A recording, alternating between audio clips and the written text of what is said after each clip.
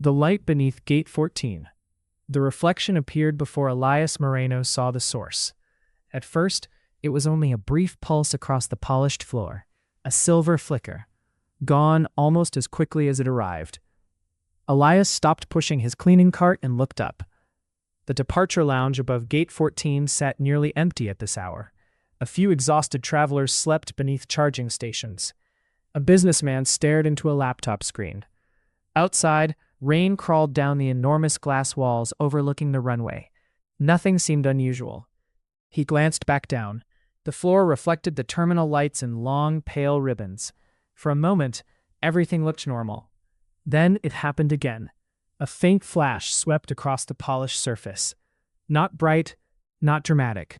Just enough to catch the eye of someone who spent 8 hours every night studying floors. Elias narrowed his gaze. That's odd. His voice disappeared into the distant hum of ventilation systems.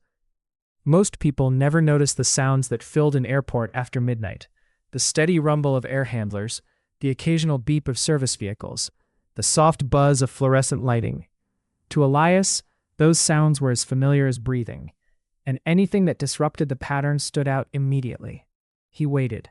The reflection returned. 3 quick pulses, then nothing. Elias slowly walked toward the glass overlooking the apron. Rain tapped softly against the windows. Several aircraft sat parked beneath rows of floodlights. Ground crews moved between them in reflective jackets, their figures ghostly beneath the drizzle. Nothing obvious explained the flashes.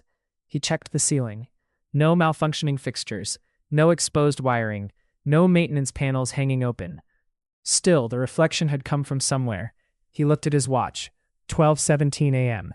His shift still had 5 hours remaining, plenty of time to forget about it. Yet he didn't.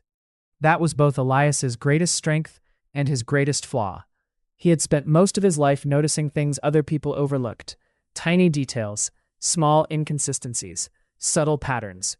The habit had followed him everywhere, even now, especially now. At 58 years old, Elias moved carefully but efficiently. His dark maintenance uniform hung loose on his lean frame. Years of night work had added gray to his beard and deep lines around his eyes. Most travelers never looked at him long enough to notice. He was simply part of the background, another worker pushing a cart through an airport that never truly slept.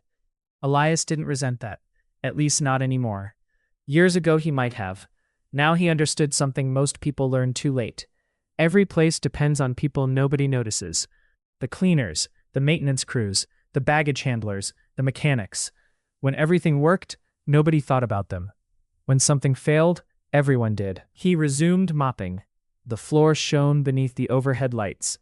Behind him, an arrival announcement echoed through the terminal.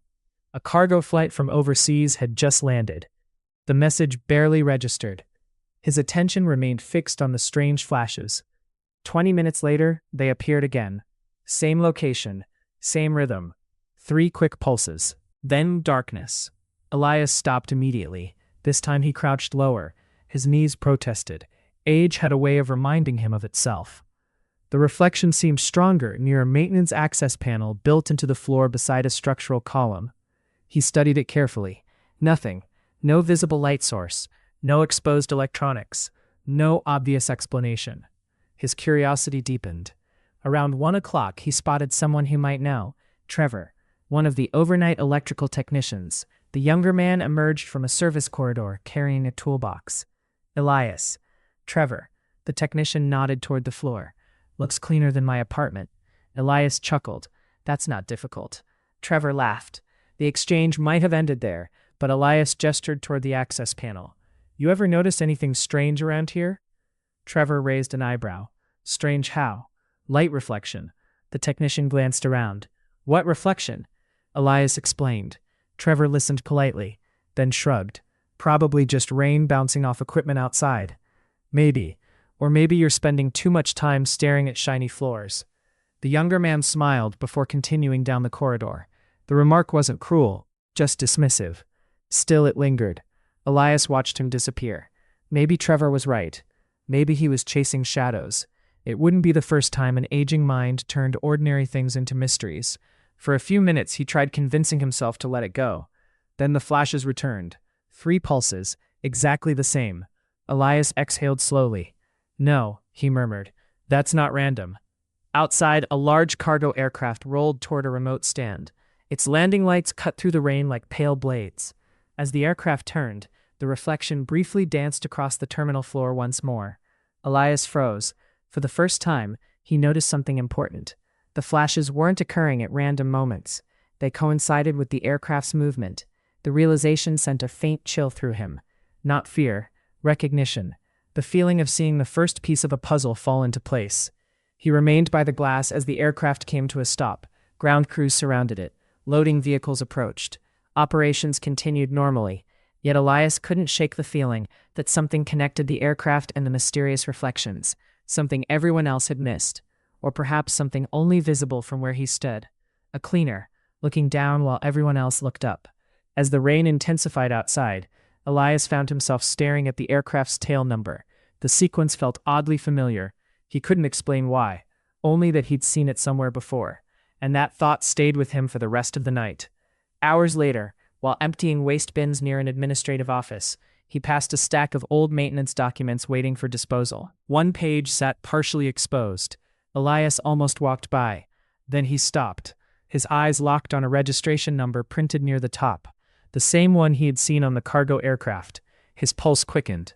The document was dated years earlier, far older than it should have been, and according to the faded report, that aircraft should no longer have been operating at all. Elias stared at the page. Outside, thunder rolled somewhere beyond the runway.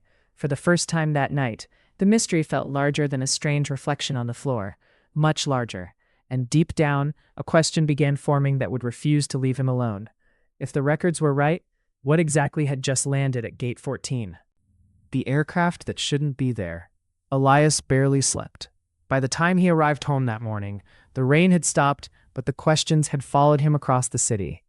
The old maintenance document sat in his mind like a stone. A registration number, a cargo aircraft, a record that suggested the plane should no longer be in active service. There had to be an explanation, a clerical error, an outdated file, a simple misunderstanding. Yet the more Elias tried convincing himself, the less convincing those explanations felt.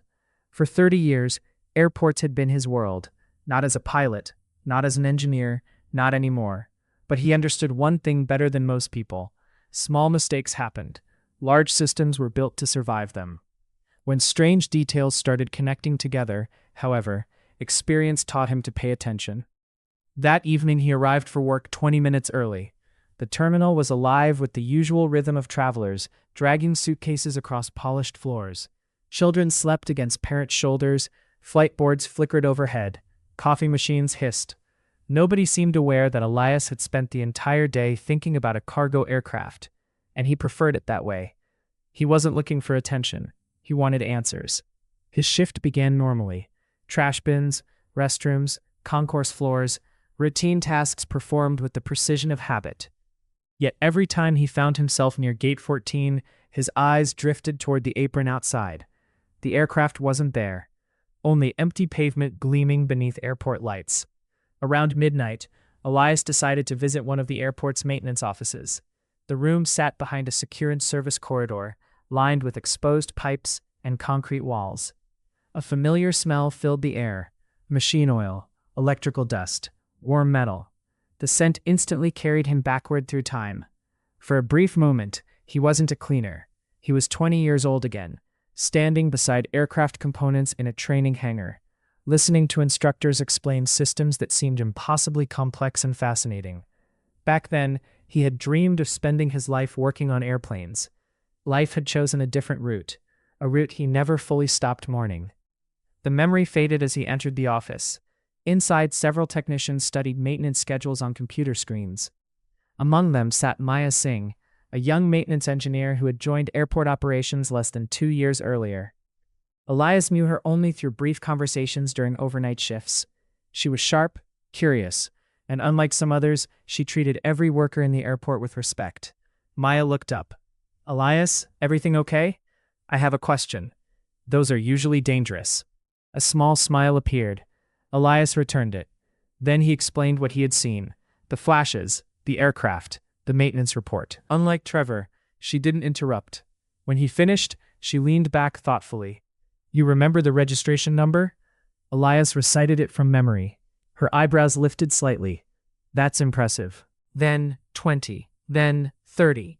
No one emerged. No one smiled. No one waved the concern away. Elias noticed several supervisors arriving, then another, and another. That was when his pulse began to rise. People did not summon supervisors at midnight for insignificant findings. Something was wrong. Very wrong. Finally, Maya appeared from beneath the aircraft. Rain dotted her jacket. Her face looked pale beneath the floodlights. She spotted Elias standing near the terminal glass. For a moment, she simply stared at him. Then she slowly shook her head. Not in disbelief, not in confusion, in concern. Deep concern. When she finally reached him, her voice was barely above a whisper. You were right to say something. Elias felt a cold weight settle in his chest. How bad is it? Maya looked back toward the aircraft. The maintenance crew was still working beneath its belly. More lights had been brought in, more personnel had arrived. The answer appeared written across every face on the ramp. When Maya finally spoke, her words landed heavier than Elias expected. Much worse than we thought. She swallowed. And the aircraft was scheduled to depart before sunrise. Behind them, thunder rolled across the distant horizon. Neither noticed the sound, because both were staring at the same aircraft, and both were thinking the same thing. If one overlooked reflection on a polished floor had revealed this much, what else had everyone been missing? Elias shrugged. I've had all day to think about it. Maya turned toward her computer and typed. The keyboard clicked softly. Several moments passed. Then her expression changed. Not dramatically. Just enough for Elias to notice. What is it? He asked. She hesitated. The aircraft exists. And it shouldn't be operating this route. Elias felt his stomach tighten. What does that mean? It means the assignment is unusual. She continued reviewing records. The ownership changed several years ago. Could the document I found be outdated? Possibly. Yet she didn't sound convinced. For several minutes she navigated through maintenance databases, flight records, inspection logs, equipment reports. The deeper she searched, the quieter she became. Finally she frowned. That's strange. What? There are gaps. Gaps? Inspection history. She pointed at the screen. Several maintenance entries appeared incomplete. Others lacked supporting documentation. Nothing alarming on its own, but enough to raise questions. Airport maintenance operated on paperwork. Every inspection, every repair, every replacement. Everything was documented. The missing information stood out. Maya crossed her arms. It could be data migration issues. You believe that? No. The answer came too quickly. For the first time, Elias felt less alone in his concern. Someone else saw the inconsistencies. Someone else was paying attention. Outside the office, a distant aircraft engine roared to life. The sound vibrated faintly through the walls. Maya closed the records. I'll keep looking. You don't have to. I know. A brief silence followed. Then she added quietly, but now I'm curious. The next few nights brought more questions than answers. The cargo aircraft continued appearing. Not every night, but frequently enough. And each time, Elias observed the same strange flashes reflected across the terminal floor. Always subtle, always easy to miss, always occurring under nearly identical conditions. Rain seemed to make them more visible. Certain lighting angles strengthened them. Most people would never notice. Most people weren't spending hours polishing the exact same stretch of floor. One particularly windy night, Elias stood near the glass again. The aircraft was arriving. Maya joined him. Together they watched the plane taxi toward its parking position. Neither spoke. The roar of engines filled the air outside.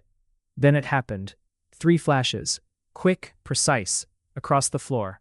Maya saw them. Her eyes narrowed immediately. There. Elias nodded. You saw it? Yeah.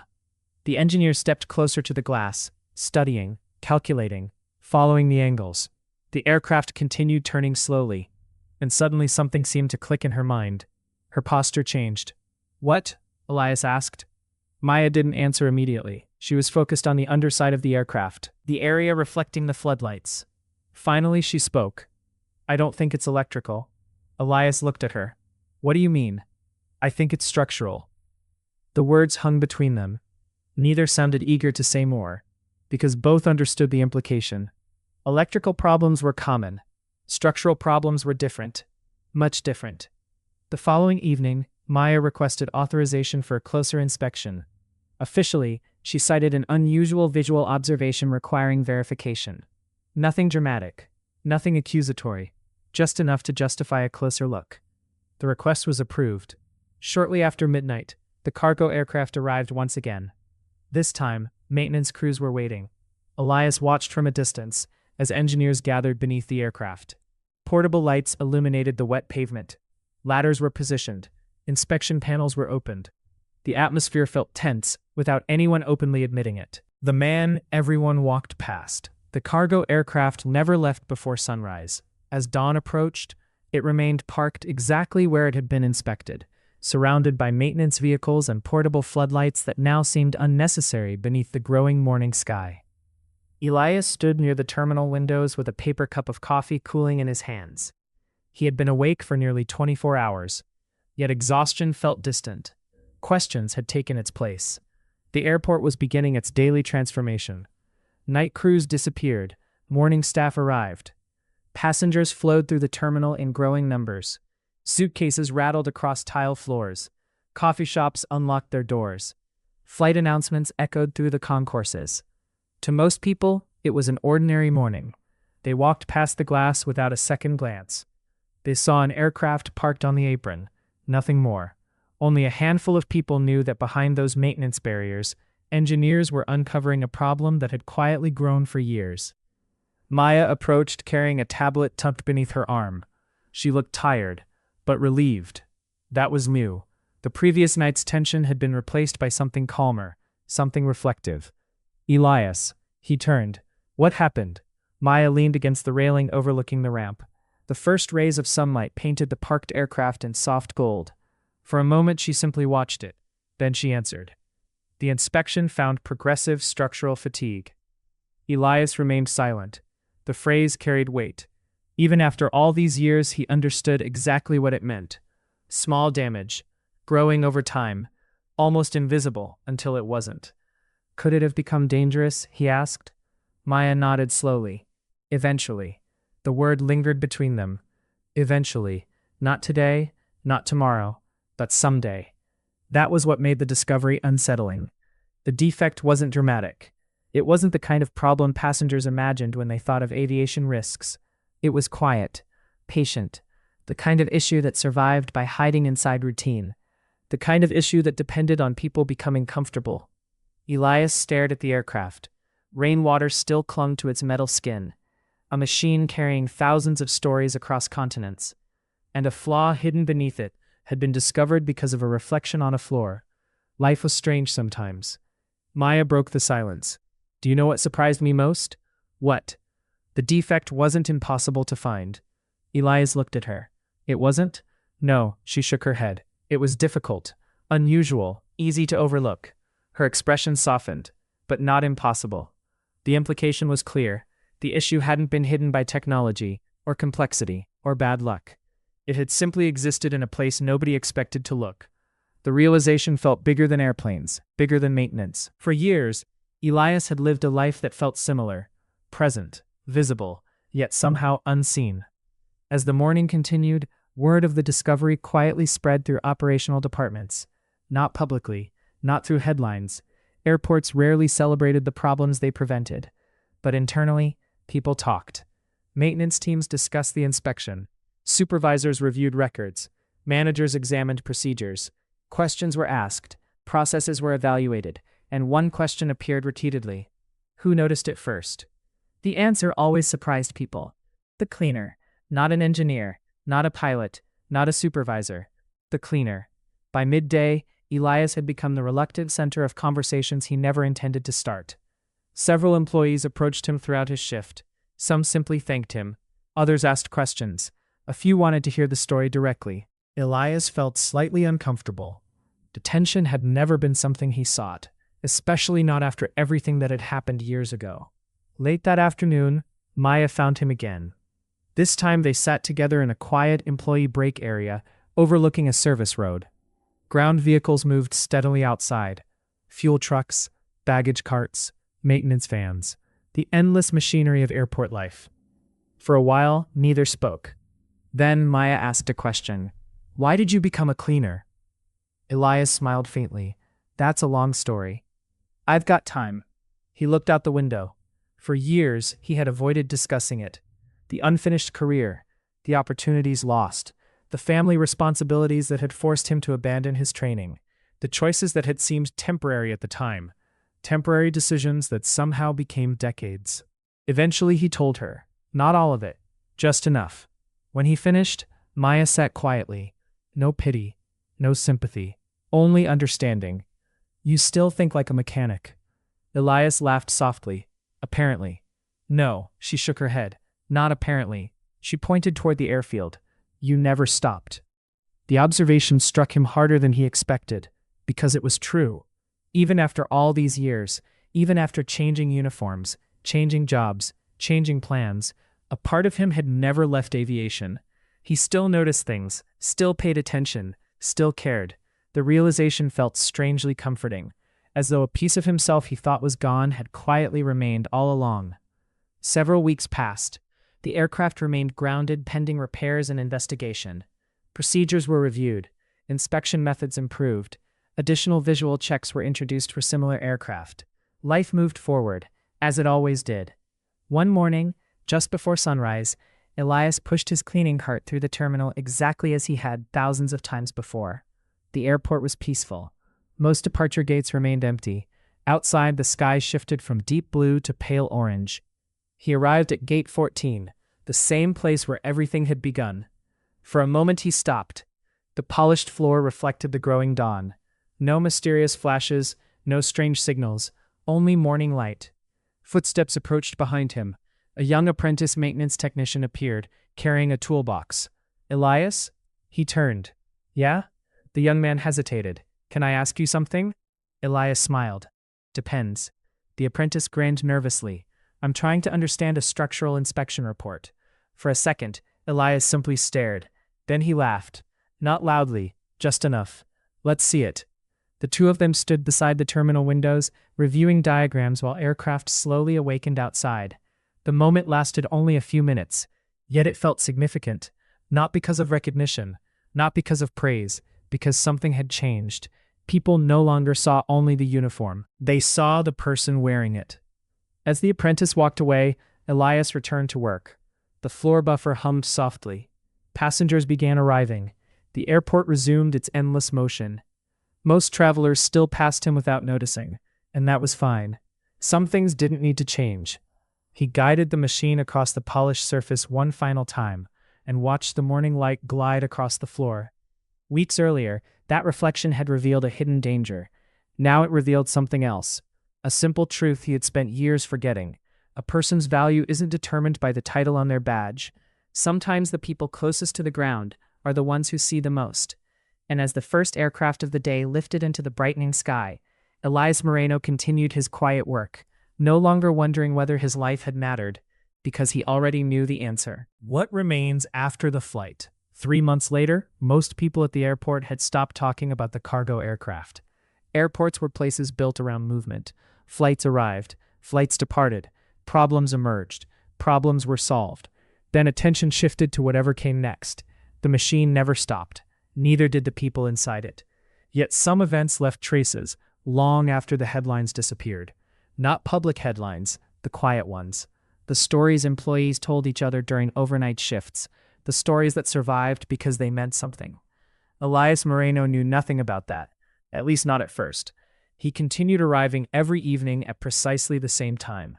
He parked his aging pickup truck in the employee lot, walked through security, collected his equipment, started his route. The routine remained unchanged, and that was exactly how he liked it. The airport itself seemed unchanged too. The terminal lights still reflected across polished floors. Jet engines still vibrated through glass walls. Travelers still rushed through concourses as though every minute mattered. Sometimes Elias would stand near Gate 14 and watch the crowds. Families reunited after months apart. Business travelers glued to their phones. Children pressing their faces against windows to watch airplanes. Everyone carrying a story. Everyone heading somewhere. For years, watching them had occasionally filled him with regret.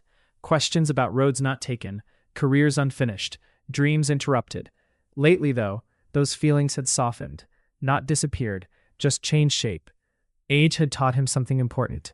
Life rarely becomes what people imagine at 20. The challenge isn't avoiding detours, it's learning how to live with them. One evening, while cleaning near an employee entrance, Elias noticed a new group of maintenance trainees touring the facility. Their instructor led them through various operational areas, explaining procedures, introducing departments, answering questions.